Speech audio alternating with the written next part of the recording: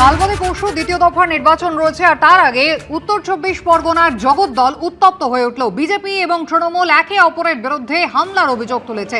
জগদ্দল থানার সামনে তুলকালাম বাঁধে।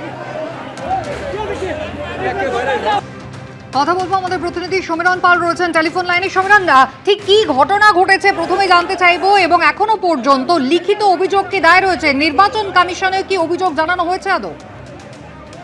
দেখো যে কুসুমিতা, আজকে অর্থাৎ প্রধানমন্ত্রী আসছেন জগদ্দলের জিলিবির মাঠে, এবং সেখানে আজকে সকালে তার সভা আছে। ঠিক তার 12 ঘন্টা আগে রীতিমতো উত্তপ্ত হয়ে ওঠে জগদ্দল। প্রথমে আটচালা বাগানে বিজেপি তৃণমূলের মধ্যে সংঘর্ষ হয়, এবং সেই সংঘর্ষ যে গিয়ে পৌঁছয় জগদ্দল থানার সামনে। জগদ্দলের বিজেপি প্রার্থী রাজেশ কুমার তিনি গেছিলেন থানায়। সেই সময় তার অভিযোগ তৃণমূলের নেতৃত্ব কয়েকজন উপস্থিত ছিলেন, এবং কর্মীরা বিজেপি কর্মীদের উপর চড়া হয়, তাদেরকে মারধর করে। এরপর দুপক্ষের মধ্যে জগদ্দল থানার সামনে রণক্ষেত্রের চেহারা নেয়, এবং ইট বৃষ্টি পাল্টা ইট বৃষ্টি শুরু হয় দুপক্ষের মধ্যে, এবং সংঘর্ষের চেহারা নেয়। পরিস্থিতি সামাল দিতে পুলিশ রীতিমতো হিমশিম খেতে হয় পুলিশকে। পুলিশ বেধড়ক লাঠিচার্জ করে, পরবর্তীকালে কেন্দ্রীয় বাহিনী নামিয়ে পরিস্থিতি নিয়ন্ত্রণে আনা হয়।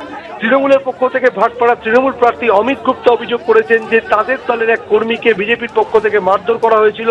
জগদ্দল থানায় তারা অভিযোগ জানাতে গেছিলেন, সেই সময় বিজেপি কর্মীরা তাদের উপর চড়াও হয়। অভিযোগ পাল্টা অভিযোগ, দেখা গেছে যে অর্জুন সিং নিজে উপস্থিত হন রাজেশ কুমারকে সঙ্গে নিয়ে, এবং দুপক্ষের মধ্যে সংঘর্ষ হয়। রণক্ষেত্রের চেহারা, লাঠি বাঁশ নিয়ে এবং ইট বৃষ্টি শুরু হয়ে যায়, এবং একটা সময় জগদ্দল থানার গেট পর্যন্ত বন্ধ করে দেওয়া হয়। এবং অর্জুন সিং যেটা অভিযোগ করেন, যে অভিযোগ তিনি কাকে জানাবেন, পুলিশ আধিকারিকরা থানাতে কেউ নেই। এই পরিস্থিতিতে রীতিমতো উত্তপ্ত যখন, তখনই শোনা যায় যে মেঘনা মোড়ের কাছে, যেখানে ভাটপাড়ার বিজেপি প্রার্থী অর্জুন সিং এর পুত্র পবন সিং, তার বাড়ির নিচে রীতিমতো সংঘর্ষ শুরু হয়ে যায়, এবং সেখানে তার বাড়ি লক্ষ্য করে বোমা গুলি চালানো হয় বলে বিজেপি প্রার্থী পবন সিং অভিযোগ করেছেন।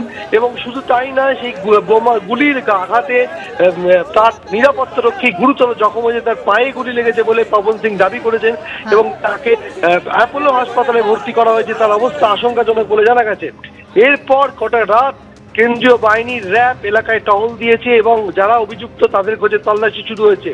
বিজেপির পক্ষ থেকে স্পষ্ট অভিযোগ করা হয়েছে যে তৃণমূল আশ্রিত দুষ্কৃতীরা হামলা চালিয়েছে, যেহেতু আর দুদিন বাদে নির্বাচন, এবং শুধু তাই নয়, আর কিছুক্ষণের মধ্যে সেখানে প্রধানমন্ত্রী নরেন্দ্র মোদী একটি সভা করবেন, নির্বাচনী সভা করবেন জিলিপি মাঠে।